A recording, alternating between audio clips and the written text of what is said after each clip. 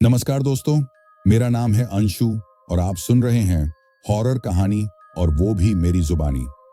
दोस्तों, आज की कहानी हमारे गांव के एक टीचर के साथ हुई असल घटना की है। कहानी शुरू करने से पहले अगर आप हमारे चैनल पर पहली बार आए हैं तो चैनल को सब्सक्राइब जरूर कर लें और हाँ, कमेंट में अपना नाम जरूर लिखें। अगली कहानी के अंत में मैं आपका नाम जरूर लूंगा। चलिए कहानी शुरू करते हैं। मेरे गांव से कोई 4 कोस दूर निमेना के खेत पड़ते थे। दिन के समय वहां जाने में कोई दिक्कत नहीं होती थी, मगर रात के समय एक खौफ सा सभी के दिलो दिमाग पर हावी हो जाता था, क्योंकि उस रास्ते से गुजरते वक्त एक समाधि बनी हुई थी। तरह तरह की बातें उसके बारे में प्रचलित थीं।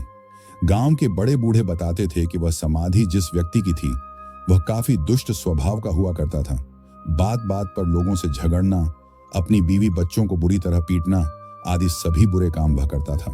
घर वाले और पड़ोसी सभी उससे तंग थे। एक दिन वह अपनी बीवी और अपने लड़के के साथ खेत में गया हुआ था। वहां किसी बात पर उसका अपनी बीवी से झगड़ा हो गया। नौबत यहां तक आ गई कि वह उसे गला दबाकर मारने लगा। यह देखकर उसके लड़के ने रोते हुए पीछे से उस आदमी के सिर पर एक ईंट से वार कर दिया। वार इतना जबरदस्त पड़ा कि वह वहीं पर ढेर हो गया। बाद में पता चला कि वह अपनी बीवी के चरित्र पर शक कर रहा था, इसलिए गुस्से में आकर उसको मारना चाहता था। गांव के मुखिया ने सलाह मशवरा करके उसका अंतिम संस्कार करवा दिया और कोई पुलिस केस नहीं किया। जहां उसकी मौत हुई थी वहां पर उसकी एक समाधि बना दी गई थी।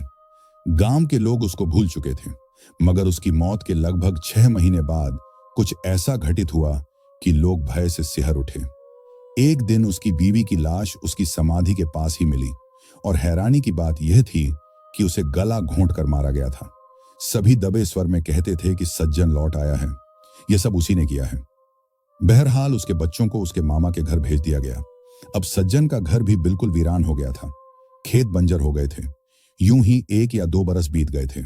लोग फिर से सज्जन को भूलकर अपने अपने कामों में लग गए थे, मगर कौन जानता था कि अभी उस गांव को खौफ के साए में जीना था।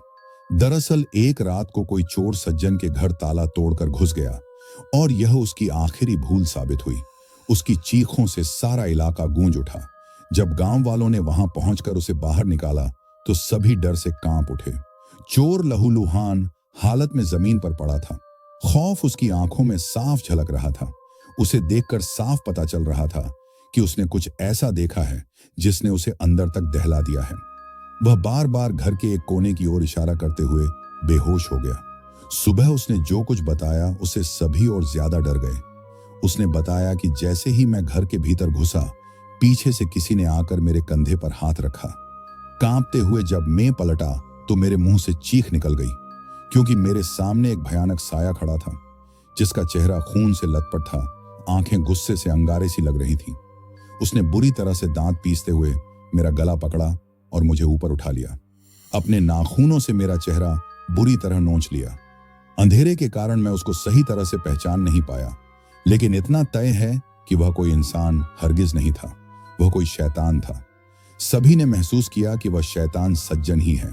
फिर से सभी ने डर को महसूस किया। अब आलम यह था कि गांव के लोग दिन के समय भी उसके घर के आसपास नहीं भटकते थे। रात को तो वहां जाने का फिर कोई सवाल ही नहीं उठता था। खेतों में जाते समय उसकी समाधि का खौफ था। रात के समय वहां से गुजरने का साहस हर किसी में नहीं था। एक बार एक साहसी और नौजवान युवक अपने बैलों को लेकर रात में समाधि के पास से गुजरा तो उसे समाधि के आसपास कोई डरावना साया चलता महसूस हुआ, जिसके सफेद कपड़े दूर से दमक रहे थे। डर के मारे बैलों को दौड़ाते हुए वह किसी तरह गांव पहुंचा था। यहां तक भी सब कुछ ठीक ही था, मगर यह तो महज शुरुआत भर थी एक खौफ की। अभी तो बहुत कुछ ऐसा घटने वाला था जो मुझे भी अंदर तक दहलाने वाला था। राम प्रसाद को सुबह जल्दी उठकर दूर तक टहलने की आदत थी। सर्दियों की शुरुआत हो चुकी थी। 4 बजे का अलार्म लगाकर सोते थे वह और सुबह 4:30 से पहले निकल लेते थे। मगर आज उठकर जब वह घर से बाहर निकले तो उनको कुछ अजीब सा लगा, क्योंकि इस समय तक गांव के बहुत से लोग जाग जाते थे और अपने पशुओं को चारा आदि डालते थे। कोई दूध निकालता था, मगर उस दिन सब तरफ सन्नाटा मालूम पड़ा। खैर, राम प्रसाद ने ज्यादा ध्यान नहीं दिया इन सब पर और वह अपने रास्ते बढ़ते चले गए। चलते चलते गांव पीछे छूट गया था और दोनों तरफ खेत नजर आने लगे थे। सड़क के दोनों किनारों पर खड़े पेड़ प्रेतों की तरह लहरा रहे थे। आगे बढ़ते हुए एकाएक उन्हें महसूस हुआ कि कोई उनके पीछे चल रहा है। ये महसूस करते हुए उन्होंने पलट कर देखा, मगर पीछे कोई नजर नहीं आया। इसे केवल अपने मन का वहम जानकर वे फिर से अपने रास्ते पर आगे बढ़ने लगे। अभी वे कुछ कदम ही आगे बढ़ पाए थे कि उनके सामने सड़क के बीचों बीच कोई साया एकाएक नजर आने लगा था, जो उनसे कुछ कदम दूर ही आगे आगे बढ़ रहा था। उस साये की पीठ रामप्रसाद के सामने थी, इसलिए वे उसका चेहरा नहीं देख पाए। अब रामप्रसाद की चाल कुछ धीमी पड़ गई और वे हैरत और जिज्ञासा से उस साये को देख रहे थे, जो एकदम से ही उनके सामने प्रकट होकर उनसे आगे आगे चल रहा था। उसी समय एकदम से उनकी नजर कलाई पर बंधी घड़ी पर गई तो वे चौंक पड़े, क्योंकि समय था 3:30। यह कैसे संभव है? वह तो 4 बजे का अलार्म लगाकर सोए थे। अभी वह ये सब कुछ सोच ही रहे थे कि उनके आगे आगे चल रहा साया कहीं गायब हो गया। अब रामप्रसाद को कुछ डर सा लगने लगा था। वैसे भी उसने कहीं सुना था कि रात के 3 बजे शैतान का समय होता है, जो 4 बजे तक जाकर खत्म होता है। अब उसने वापस लौटने का निर्णय लिया। दिल की धड़कनें भी कुछ अनियंत्रित सी हो रही थी, मगर जब घर जाने के लिए ज्यों ही वह वापस मुड़े तो उसके मुंह से ना चाहते हुए भी एक चीख निकल ही गई, क्योंकि उनके सामने कुछ दृश्य ही ऐसा था। उनसे थोड़ी ही दूरी पर सड़क के बीचों बीच हवा में वह साया लहरा रहा था। जमीन से कोई 3 या 4 फुट की ऊंचाई पर रहा होगा। वह सिर से बहता लहू देखकर लग रहा था जैसे किसी ने उसे अभी अभी ताजा जख्म दिया हो। ऊपर वाले 2 दांत किसी राक्षस की तरह लंबे थे। आंखें लाल बल्बों की भांति जल रही थीं। यह खौफनाक दृश्य किसी का भी दिल दहलाने के लिए काफी था। रामप्रसाद के पैर जैसे वहीं जाम से हो गए थे। वह मिमिया उठा, कौन हो तुम और क्या चाहते हो? शैतानी हंसी हंसते हुए वह बोला, मैं सज्जन सिंह हूं और यहां तेरी मौत बनकर आया हूं। रामप्रसाद कांपते हुए बोला, मगर मैंने तुम्हारा क्या बिगाड़ा है? सज्जन गुस्से से बोला, मेरी बीवी पर बुरी नजर रखकर भी अपनी गलती पूछता है। अपनी बीवी को तो मैं उसके की सजा दे चुका, बस अब तुम्हारी बारी है। यह झूठ है, बिल्कुल झूठ। मैंने तो उसे बस कुछ रुपये। बाकी के शब्द अधूरे रह गए और रामप्रसाद की अंतिम चीखों से वह इलाका थर्रा गया। सज्जन के दोनों हाथों के नुकीले पंजे सीधे उसकी आंखों में आ घुसे और सिर के पीछे पार निकल गए। अगले दिन सुबह रामप्रसाद की वीभत्स लाश सबकी आंखों के सामने थी, जिसकी दोनों आंखें फूटी हुई थीं। आसपास की सड़क उसके खून से लाल हो गई थी। गांव में होने वाली इस क्रूरतम हत्या ने सबको दहला कर रख दिया। पोस्टमार्टम रिपोर्ट कहती थी कि यह काम किसी जानवर का भी हो सकता है, यह काम इंसान का नहीं था। एक बार फिर से गांव में यह चर्चा हो गया कि इस भयानक घटना को सज्जन ने ही अंजाम दिया होगा। यह खबर मुझे भी हरि सिंह के द्वारा मिली। हरि सिंह जो कि मेरा नौकर था, जिसको मैंने कुछ समय पहले ही काम पर रखा था। दरअसल मैं साइंस पढ़ाने वाला एक अध्यापक हूं और अभी लगभग 1 महीने पहले ही इस गांव में मेरा तबादला हुआ, इसलिए मुझे यहां आना पड़ा। और मेरा संयोग या फिर बुरा वक्त तो देखिए कि जिस सज्जन का खौफ आज पूरे गांव में छाया हुआ था, मुझे उसी के घर के समीप एक मकान किराए पर मिला था। हरि सिंह ने मुझे कहा भी था कि यहां पर मकान मत लीजिए, मगर मैंने उसकी बातों पर ज्यादा ध्यान नहीं दिया, क्योंकि एक तो मकान कम किराए पर मिल रहा था और दूसरा यह कि विज्ञान का टीचर होने के नाते मैं भूत प्रेत और अंधविश्वास को मानता ही नहीं था, क्योंकि विज्ञान तर्क वितर्क और एक थ्योरी पर चलता है, सुनी सुनाई बातों पर नहीं।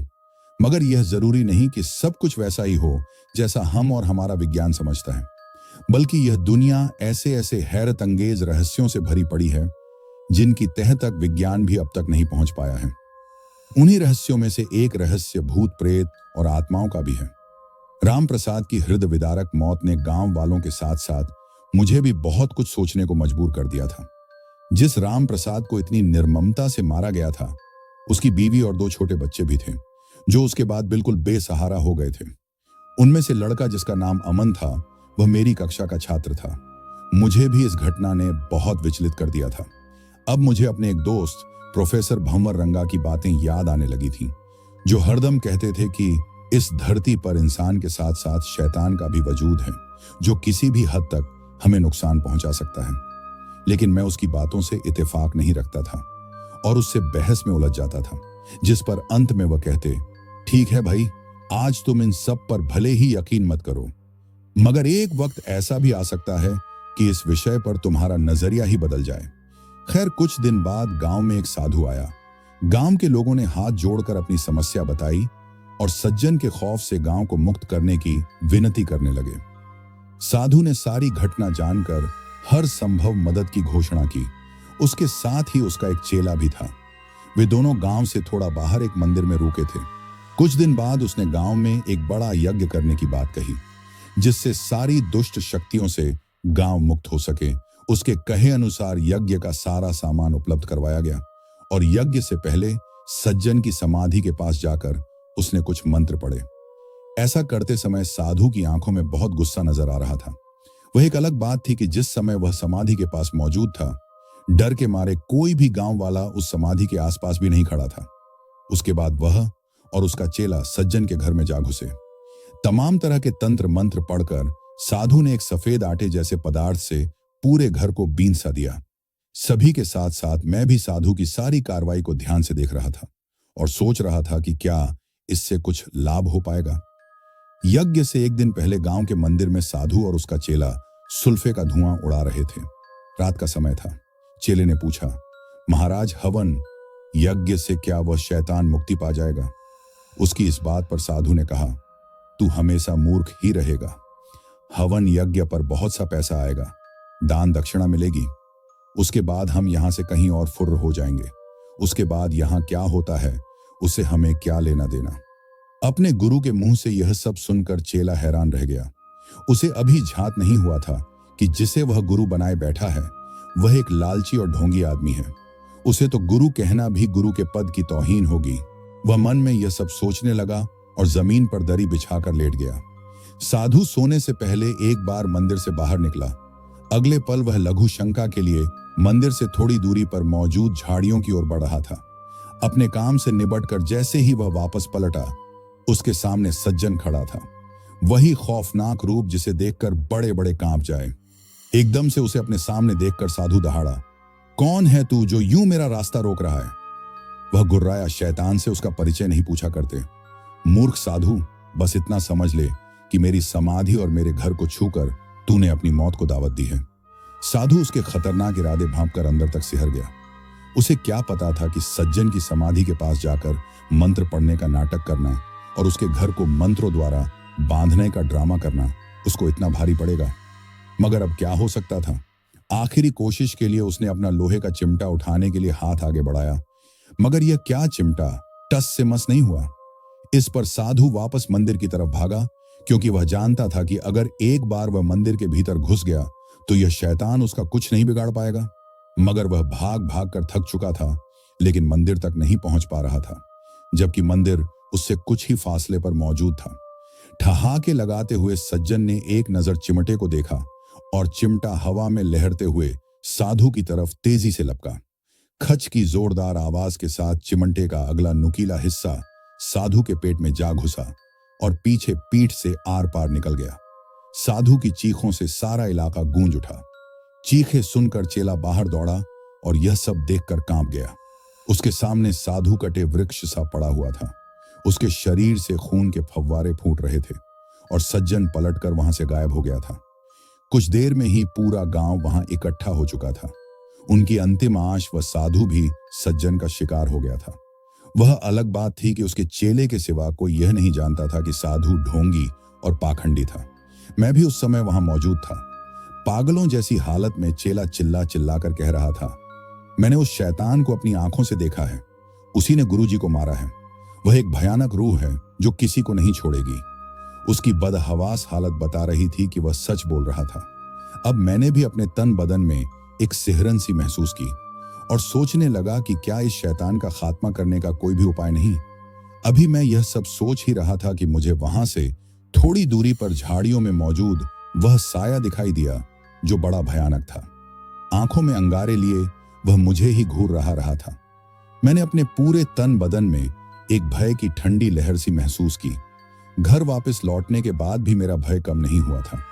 कभी साधु की विभत्स लाश मेरी आंखों के सामने घूमती तो कभी वह खौफनाक साया महसूस होता जो शायद सज्जन के अतिरिक्त और किसी का नहीं था। रात गहराने लगी थी।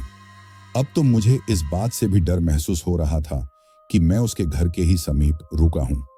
पहले अपनी बीवी की हत्या उसके बाद रामप्रसाद की हत्या, वह भी सिर्फ इस शक के आधार पर कि उसके अवैध संबंध उसकी पत्नी रागिनी से थे। और आज उस साधु की नृशंस हत्या, जो उस सज्जन सिंह के खौफ से गांव को मुक्त करवाने का आश्वासन दे रहा था। पहली हुई 2 हत्याओं के बारे में तो मैंने केवल सुना था, मगर मेरे यहां आने के बाद हुई उस साधु की हुई तीसरी हत्या ने तो मुझे भीतर तक दहलाकर रख दिया था। क्योंकि इस हत्याकांड के कुछ ही समय बाद जब सज्जन की उस हत्यारी रूह ने मुझे जिस तरह से देखा था, उसके बाद मुझे लगने लगा था कि उस भटकती और गुस्सैल रूह का अगला निशाना कहीं मैं ही तो नहीं। बहरहाल हरि सिंह ने मेरे लिए रात का खाना बनाया और 9 बजे के आसपास वहां से चला गया। मैंने बेचैनी में खाना भी नहीं खाया और घर के बरामदे में खड़ा होकर वहां से कुछ दूरी पर ही स्थित सज्जन के घर को देखने लगा था। वह घर इस समय पूरे अंधेरे में डूबा हुआ था और रहस्यमय और डरावना प्रतीत हो रहा था। कुछ दिन पहले तक जिस घर पर मैंने कोई ध्यान ही नहीं दिया था, आज वही घर मेरे तन बदन में सिहरन पैदा कर रहा था। यहां तक कि मुझे ऐसे ऐसे ख्याल आ रहे थे कि जैसे उस घर से अभी सज्जन आएगा और मुझे मार डालेगा। इसी तरह सोचते हुए रात के 10:30 बज गए थे। मैंने हर रोज की तरह सोने से पहले लाइट बंद नहीं की, क्योंकि आज अंधेरों से मैं खौफजदा हो रहा था। बहरहाल रात के 11 बजते बजते मेरी आंखें नींद से बोझिल होने लगी थी, इसलिए मैं अपने बिस्तर पर लेटकर सोने का प्रयत्न करने लगा। काफी देर तक करवटें बदलने के बाद मैं आखिर नींद के आगोश में चला ही गया। रात के करीब 1 बजे एकाएक मुझे महसूस हुआ जैसे कोई मेरे पैरों को पकड़कर खींच रहा है। मैं हड़बड़ा कर उठ बैठा। उठते ही चारों तरफ नजरें घुमाई, मगर आसपास कोई नहीं था। मेरा दिल धक धक कर रहा था। क्या यह मेरा वहम था या फिर सचमुच कोई मेरे पैरों को खींच रहा था? अभी मैं यह सब सोच ही रहा था कि अचानक मैं हैरानी से भर उठा, क्योंकि वाकया ही कुछ ऐसा हुआ था। दरअसल मैं हर रोज की भांति अपने पैरों को दरवाजे की तरफ करके सोया था, मगर अब मेरा सिर दरवाजे की दिशा में था। तो क्या किसी ने सोते हुए ही मुझे इस दिशा में लेटा दिया? शायद इसलिए मुझे लग रहा था कि कोई मेरे पैरों को पकड़कर खींच रहा है। यह सब सोचकर मैं फिर से डर से सिहर उठा। क्या कोई मेरे साथ ही यहां मौजूद है? क्या वह सज्जन की भटकती रूह है? इसी प्रकार के अनेकों सवाल मेरे मनोमस्तिष्क में एक भूचाल सा ला रहे थे। मुझे प्यास के मारे अपना गला सूखता महसूस हुआ। मैंने बिस्तर से उठकर एक मटके में रखा पानी लिया और अपने गले को पानी से तर करने लगा। अभी मैंने थोड़ा सा पानी ही पिया था कि एक बार फिर से मैं डर से दहल उठा। मेरी आंखें भय से चौड़ी होती चली गईं। दरअसल मेरी आंखों के सामने दृश्य ही कुछ ऐसा था। खुली खिड़की के बाहर हवा में लहरा रहा था एक डरावना साया, जो सज्जन सिंह ही था। उसके सिर से लहू बह रहा था। ऊपर वाले 2 दांत किसी राक्षस की तरह लंबे और नुकीले थे। आंखें अंगारों सी दहक रही थीं और वह एक तक मेरी ही तरफ कहर भरी नजरों से देख रहा था। ऐसा खौफनाक मंजर देखकर डर के मारे मेरी घिघी बंध गई थी। खौफ के मारे मेरा लहू जैसे जम गया था। मुझे अच्छी तरह से याद था कि सोने से पहले इस खिड़की को मैंने बंद किया था, फिर अब यह खुली हुई कैसे है? अभी मैं यह सब कुछ सोच ही रहा था कि किसी हिंसक पशु की तरह डकारता हुआ वह शैतान हवा में उड़ते हुए खिड़की से अंदर घुस गया। इससे पहले कि मैं कुछ समझ पाता, वह एक झपट्टा सा मारते हुए सीधे मुंह पर आ गिरा।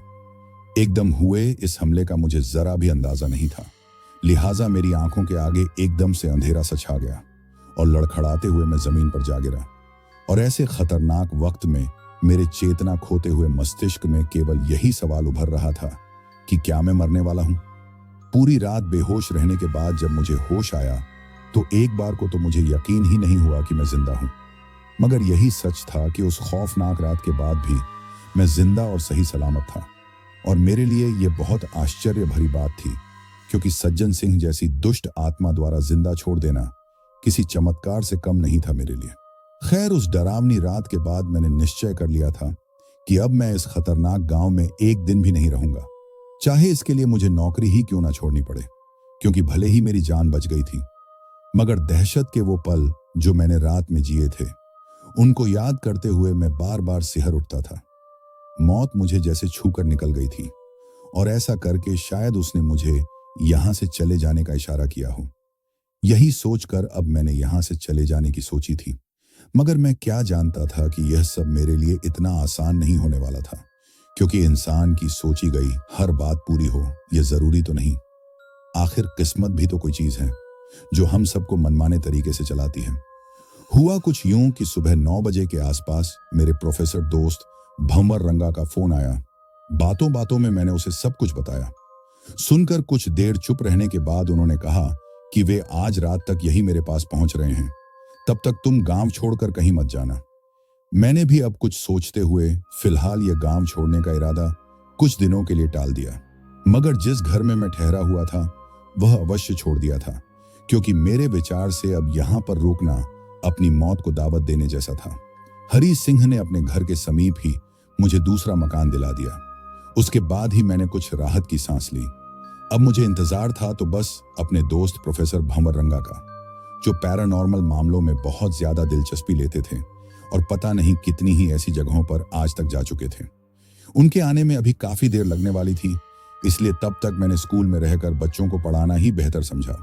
मगर इस दौरान राम प्रसाद के मासूम बेटे अमन ने एक ऐसा सवाल मुझसे किया कि मैं बहुत ज्यादा भावुक हो उठा। उसने पूछा, सर क्या मेरे पापा को सचमुच किसी भूत ने मारा है? और मम्मी बोल रही थी कि वह शैतान हम सबको भी मार डालेगा। क्या उस शैतान को कोई नहीं रोक सकता सर? सभी कहते हैं कि भगवान हमारी रक्षा करते हैं और दुष्टों को हराते हैं, तो फिर अब क्या भगवान उस शैतान से हमारी रक्षा करेंगे? मैंने उस छोटे से मासूम के सिर पर हाथ रखा और कहा, जब जब शैतानी ताकतें सिर उठाती हैं, उनको मिटाने के लिए ईश्वर किसी न किसी फरिश्ते को जरूर भेजता है बेटा। सज्जन सिंह जैसे शैतान का भी जल्दी ही खात्मा होगा।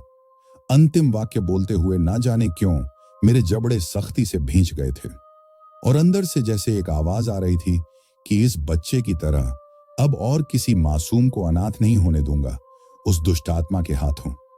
कोई तो उपाय होगा उसको रोकने का। प्रोफेसर भंवर रंगा को मेरे पास पहुंचते पहुंचते काफी रात हो चुकी थी। उनके वहां पहुंचने से मेरा भय भी कुछ कम हो गया था और अब मुझे एक अनोखा सा हौसला मिल रहा था। अब मुझे थोड़ा बहुत यकीन भी हो चला था कि शायद हम दोनों मिलकर कुछ ना कुछ उपाय खोज सकें। रात भर आराम करके सुबह जल्दी ही उठकर हम दोनों नित्य कर्म से फारिग हुए। मैंने हम दोनों के लिए चाय बनाई। गरम गरम चाय की चुस्कियां लेते हुए सज्जन का जिक्र छिड़ गया।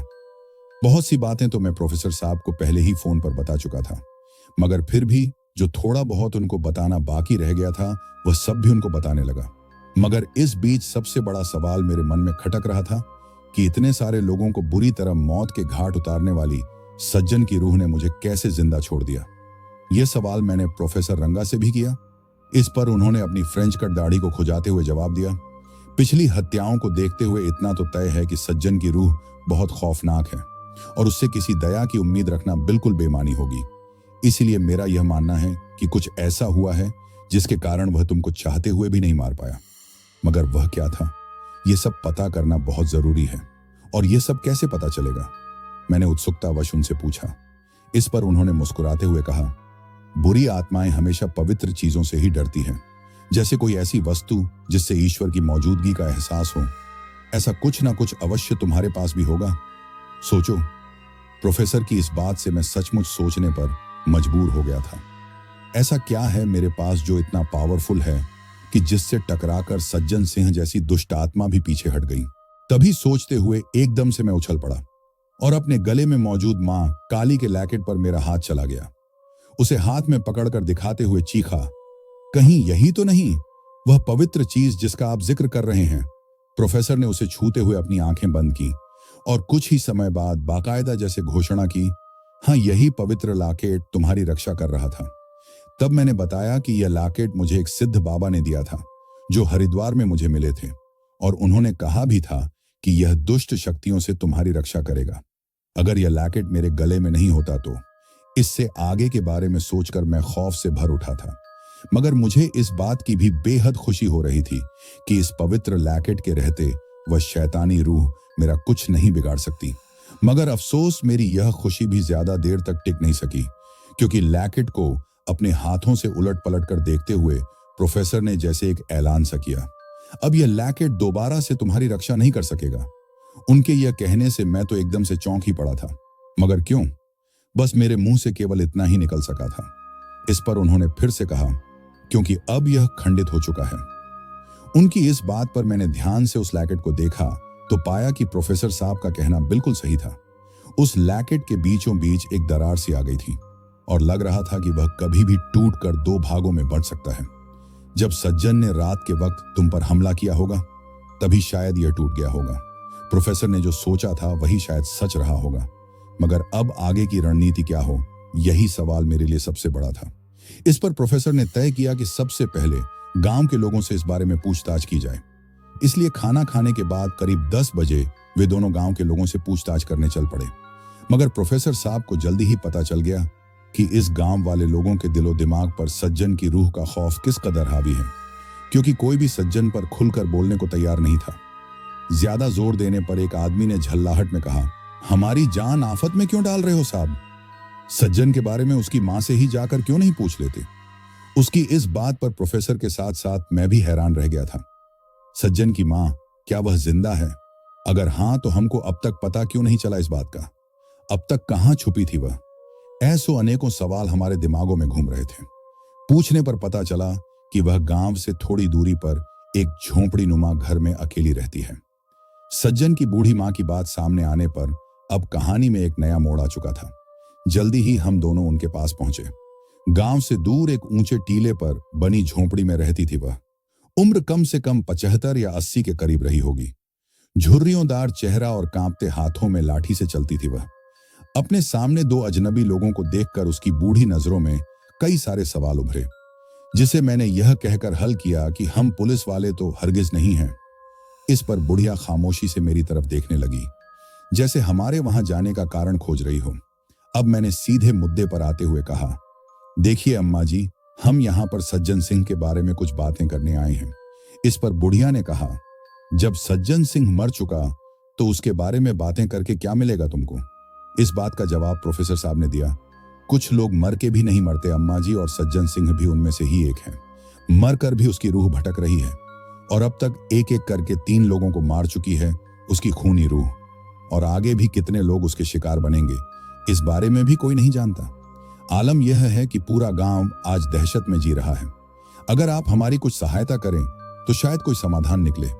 इतना सुनते ही बुढ़िया ने कहा, इस बारे में मैं तुम लोगों की क्या सहायता कर सकती हूँ, क्योंकि मैं तो कब की उससे दूर होकर यहाँ अकेली रहती हूँ, और उससे अलग होने के बाद उसने क्या किया और क्या हुआ इन सब के बारे में मैं कुछ नहीं जानती।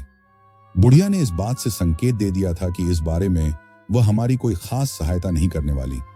मगर प्रोफेसर भंवर रंगा भी जैसे ठान कर ही वहां आए थे कि खाली हाथ वहां से लौटने वाले नहीं हैं वो। उन्होंने बुढ़िया से समाज हित की बड़ी बड़ी बातें की। बुढ़िया को आखिर में झुकना ही पड़ा। वह झोंपड़ी में रखी एक लचर सी खटिया पर बैठ गई। हम दोनों उसके पास ही जमीन पर बिछे हुए एक फटे से कपड़े पर बैठ गए।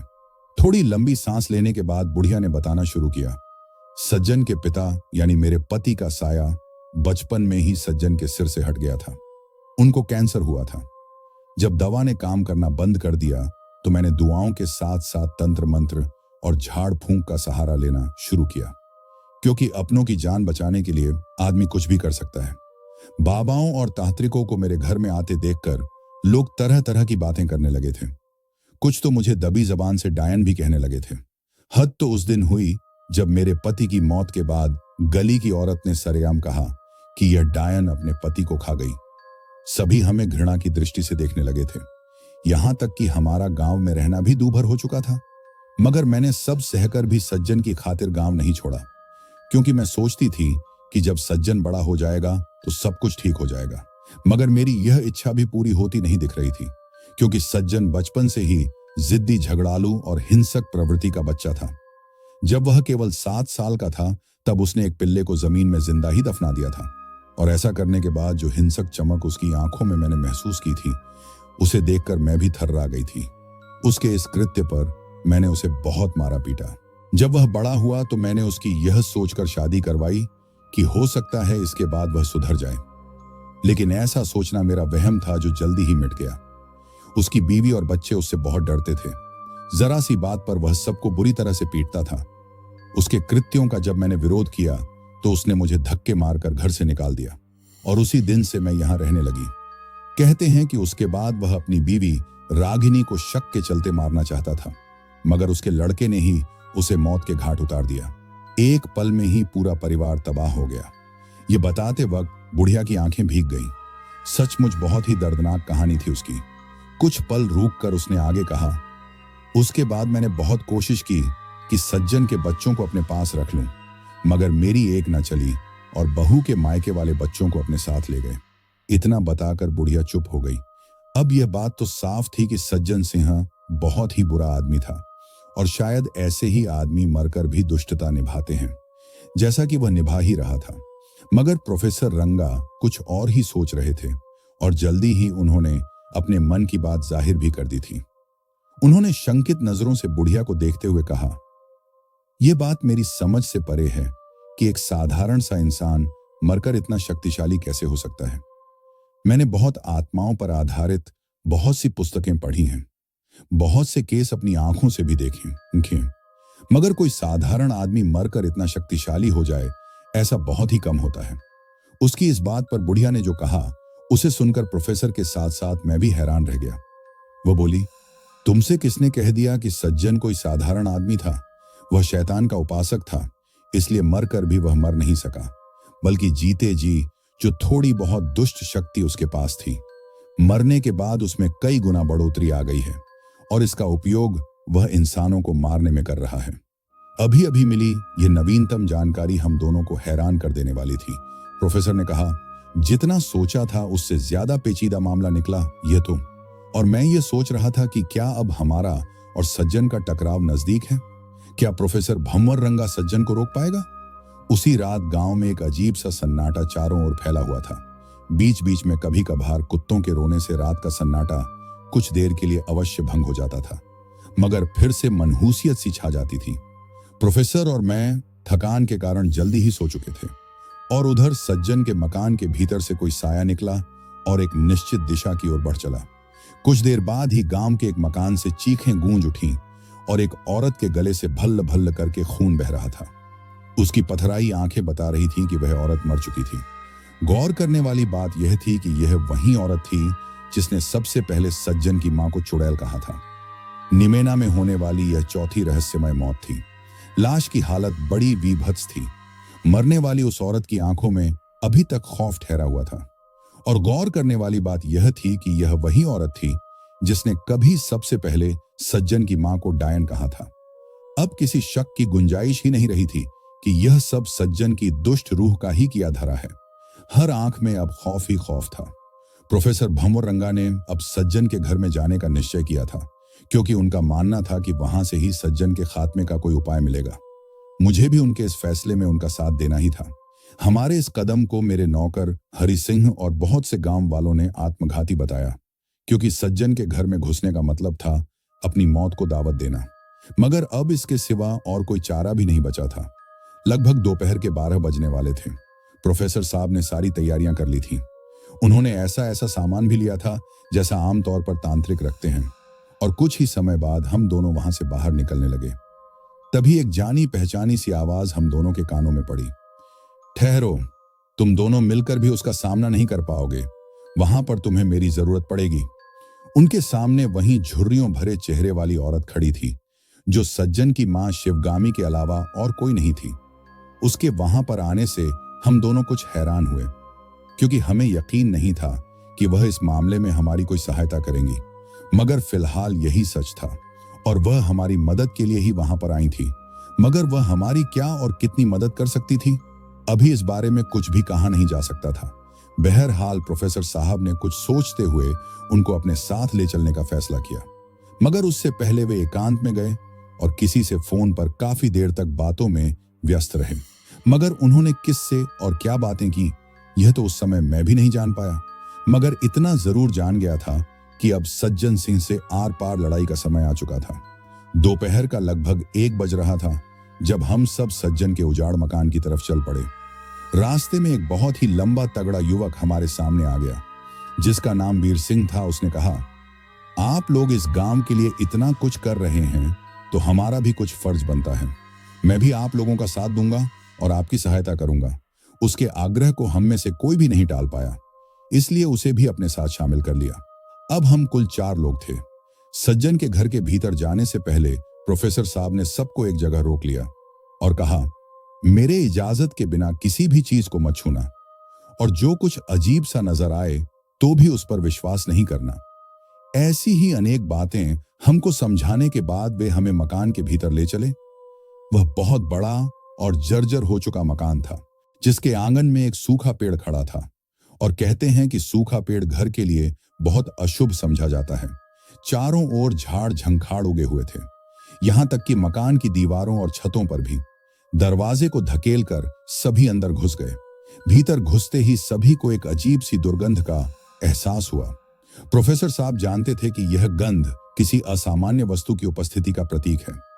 दिन का समय होते हुए भी भीतर अंधेरा फैला हुआ था, जिसे टार्च जलाकर कुछ कम करने की कोशिश की गई। घर में एक अजीब सा सन्नाटा पसरा हुआ था। काफी देर तक तलाशी लेने के बाद भी प्रोफेसर साहब को वह नहीं मिला जिसकी उनको तलाश थी। और हैरत की बात तो यह थी कि उस मकान में एक भी भगवान की तस्वीर, मूर्ति या फिर और कोई प्रतीक नहीं था। यह सब अपने आप में बयां कर रहा था कि यहां पर सिर्फ शैतान का ही राज था।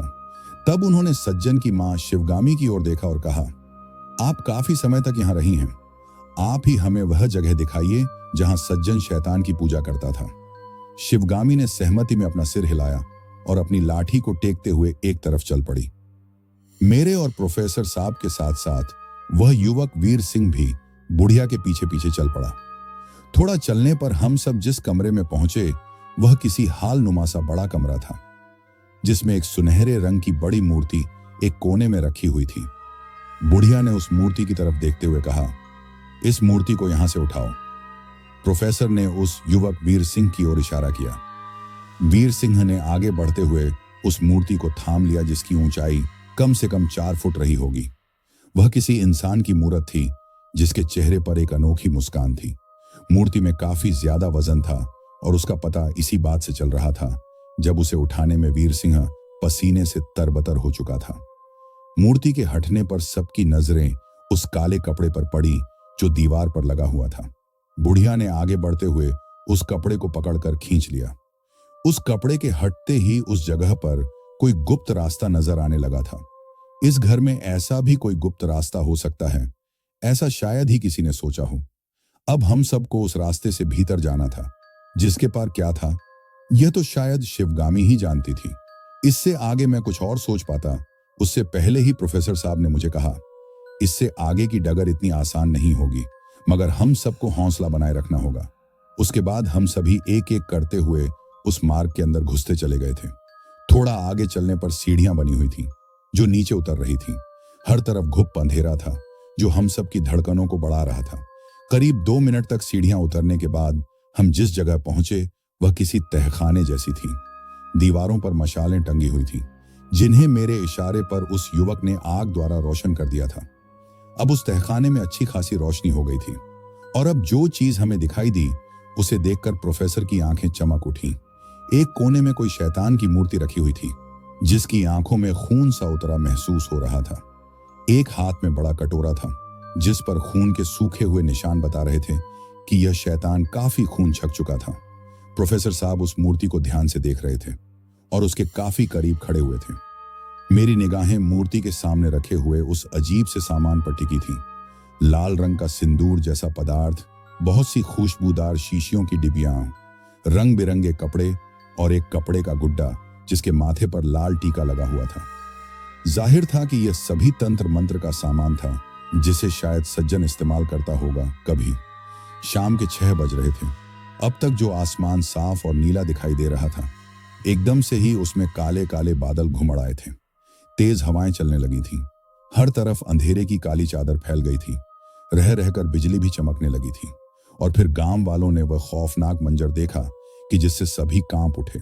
हवा में लहराता हुआ वह साया तेजी से आगे बढ़ रहा था। आंखें बल्बों की भांति चमक रही थीं। सिर पर हुए गहरे घाव से गाढ़ा लहू बहकर उसके भयानक चेहरे पर फैलकर उसे और भी भयानक बना रहा था। ऊपर वाले 2 दांत शैतान की तरह लंबे थे। बहुतों के मुंह से चीखें निकल गईं यह दृश्य देखकर। वह भयंकर आकृति सज्जन के सिवा किसी दूसरे की नहीं थी। सबने देखा कि उड़ता हुआ उसका साया अपने घर की ओर जा रहा था। उस घर की ओर जिसमें इस वक्त मैं, प्रोफेसर साहब, शिवगामी और एक नौजवान युवक वीर सिंह मौजूद थे। लहराता हुआ साया तेजी से घर के भीतर प्रवेश कर गया। ठीक उसी समय तहखाने में रखी शैतान की मूर्ति की आंखें और भी ज्यादा लाल हो उठी थी। ये देखकर प्रोफेसर साहब बड़बड़ा उठे, आखिर आ ही गया सज्जन।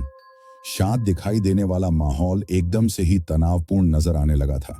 प्रोफेसर ने अपने पास मौजूद बैग में से एक गेंदनुमा वस्तु निकाली और जमीन पर पटक दी। ऐसा करते ही हर तरफ धुआं ही धुआं छा गया, यहां तक कि किसी को कुछ भी दिखाई नहीं दे रहा था। इसी बीच एक और नया वाकया हुआ और हमारे कानों में एक गुर्राहट सी पड़ी, जैसे कोई खूंखार जानवर गुर्रा रहा हो। सबके दिल धड़क उठे थे और जब कुछ धुआं छौंटा तो हमारे सामने एक खौफनाक दृश्य मौजूद था। वह नौजवान युवक जो हमारे साथ था, उसके मुंह से ही वह गुर्राहट निकल रही थी। मुंह से लार टपक रही थी, आंखें सुर्ख हो रही थीं और वह किसी जानवर की भांति अपने हाथों और पैरों को जमीन पर टिकाए हम सबको ही घूर रहा था। उसे देखकर लग रहा था कि जैसे वह खुद को किसी हमले के लिए तैयार कर रहा हो, और मैं यह सोच सोचकर हैरान हो रहा था कि एकदम से ही इसे क्या हो गया था। मेरी समस्त शंकाओं का जवाब देते हुए तभी प्रोफेसर ने जैसे घोषणा की, इस पर शैतान ने कब्जा कर लिया है। अब यह हम सब के खून का प्यासा है, खुद को इसके हमले से बचा कर रखें। मगर यह सब इतना भी आसान नहीं होने वाला था हम सब के लिए, और यह बात तब साबित हो गई थी जब दहाड़ते हुए उस शैतान ने मुझ पर छलांग लगा दी। मगर मेरे और मौत के बीच प्रोफेसर ढाल बनकर खड़े थे। उन्होंने एकदम से ही मेरे सामने आते हुए अपने हाथ में थमी एक विशेष धातु की छड़ सी शैतान के सामने कर दी। नतीजा यह रहा कि झपटे हुए शैतान के थोबड़े से वह छड़ जा टकराई और आश्चर्यजनक रूप से चीखता हुआ वह शैतान दूर जा गिरा। मुझे प्रोफेसर के इस कारनामे ने हैरान कर दिया था।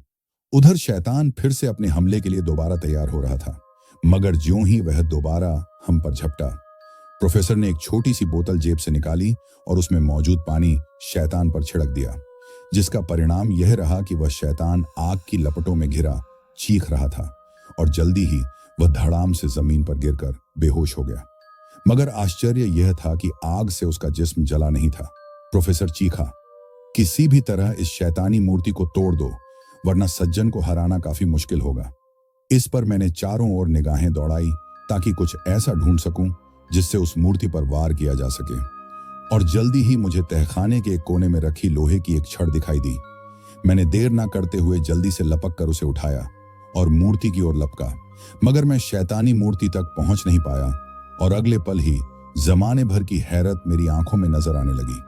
मुझे यह देखकर धक्का सा लगा कि मेरे और उस शैतानी मूर्ति के बीच में एक दीवार की भांति अड़कर खड़ी हो गई थी शिवगामी। हाँ, वह शिवगामी ही थी, सज्जन की मां, जो यहां हमारे मददगार के रूप में साथ आई थी। उसके इस रूप को देखकर प्रोफेसर साहब भी हक्के बक्के रह गए थे, और उसी पल उस बुढ़िया की भयानक हंसी से सारा तहखाना जैसे दहल उठा। खूब हंसने के बाद वह गुर्राई, मेरे सज्जन का अस्तित्व मिटाने का ख्वाब देखने वालों, तुम खुद ही मिट जाओगे। यहां आकर जो भूल तुमने की है उसकी कीमत तुम्हें अपनी जान देकर चुकानी पड़ेगी। बहुत ही तेजी से घटनाएं घट रही थीं। इस रहस्य ने तो जैसे हमारा भेजा ही घुमाकर रख दिया था।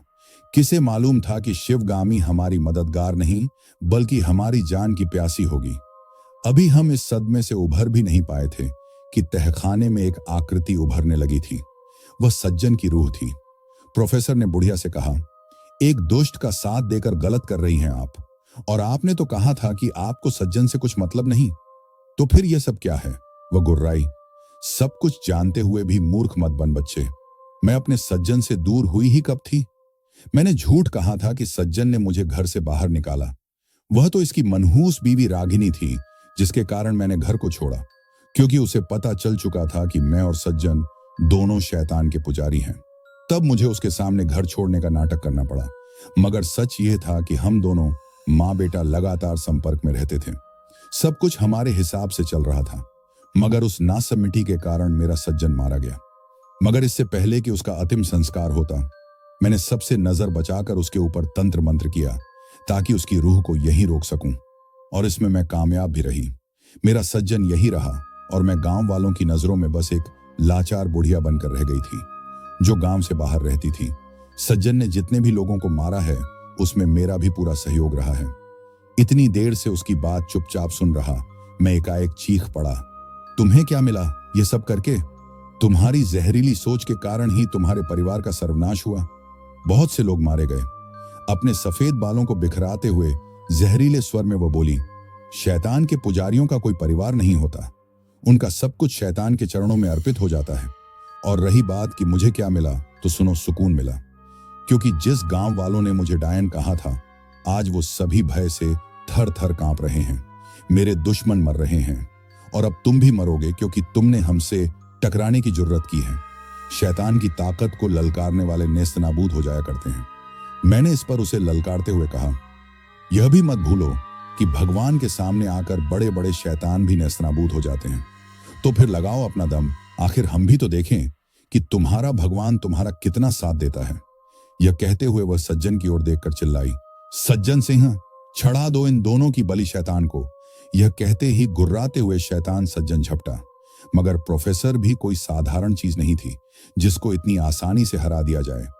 वह सज्जन के सभी वारों का कड़ा जवाब दे रहा था। मगर इसी बीच बेहोश पड़े उस युवक वीर सिंह को भी होश आ गया था। उस पर अभी भी शैतान सवार था। वह उठकर फिर से वार करने को तैयार था, मगर इस बात से मैं और प्रोफेसर दोनों ही अनजान थे। नतीजा यह हुआ कि उसने पीछे से हम दोनों पर हमला कर दिया।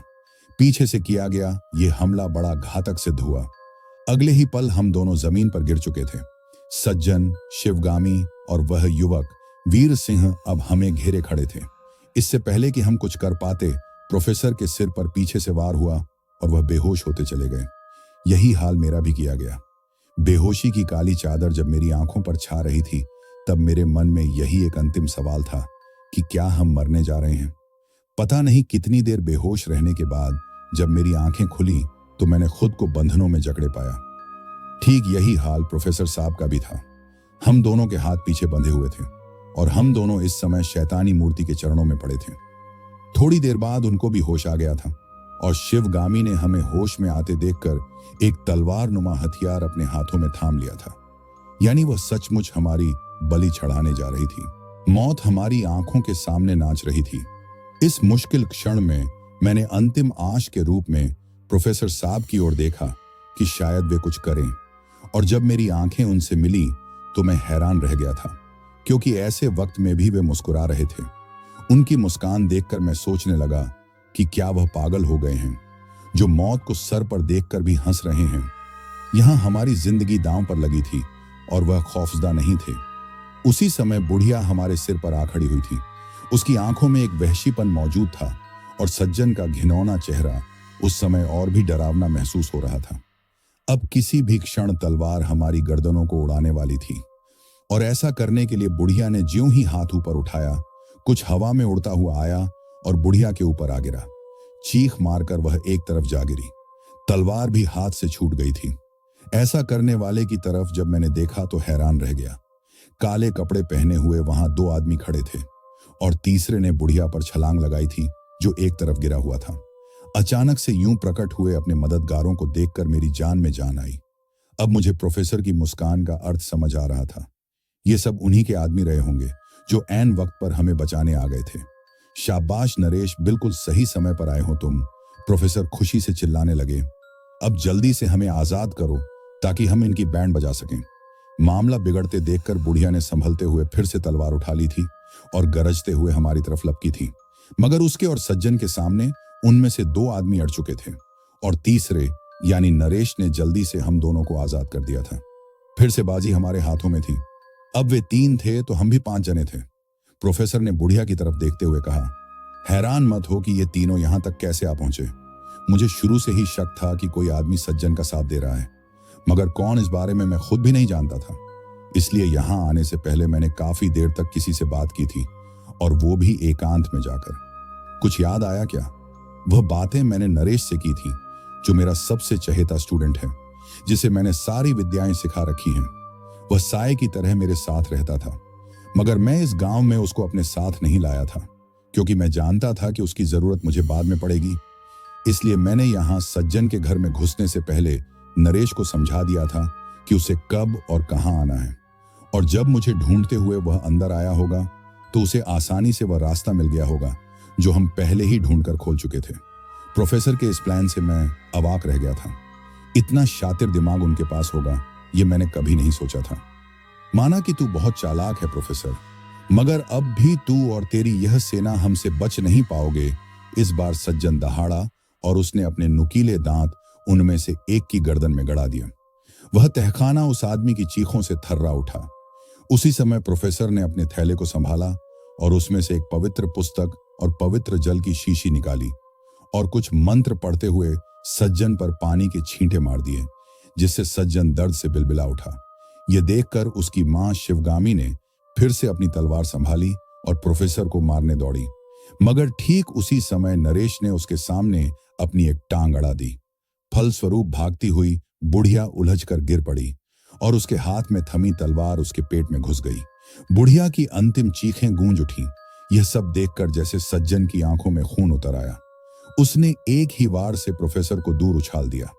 वह और भी ज्यादा खूंखार हो उठा था। इस बीच मैंने एक जगह पड़ी हुई लोहे की छड़ उठाई और शैतानी मूर्ति को तोड़ने लगा था।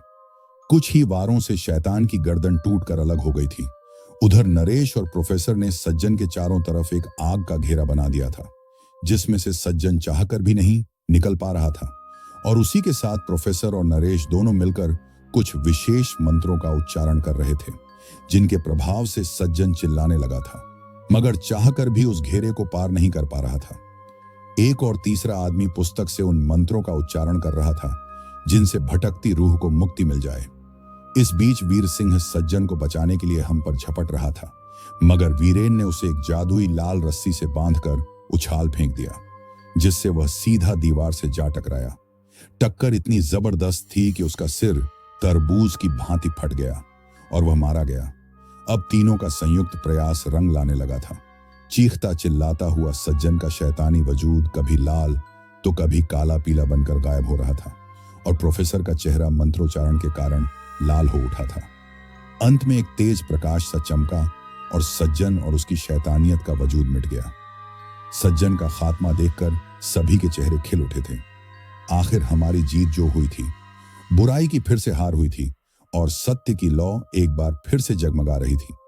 तो दोस्तों, आज की यह कहानी कैसी लगी आप हमें कमेंट करके बताएं। और हाँ, पिछली वीडियो पर जिन्होंने कमेंट किया था उनका नाम है हेतल पटेल। हेतल पटेल जी, आपके प्यार और सपोर्ट के लिए धन्यवाद। अगर आप लोगों ने अभी तक हमारे चैनल को सब्सक्राइब नहीं किया है तो जल्दी से सब्सक्राइब कर लो। जल्द मिलेंगे एक और कहानी के साथ। धन्यवाद।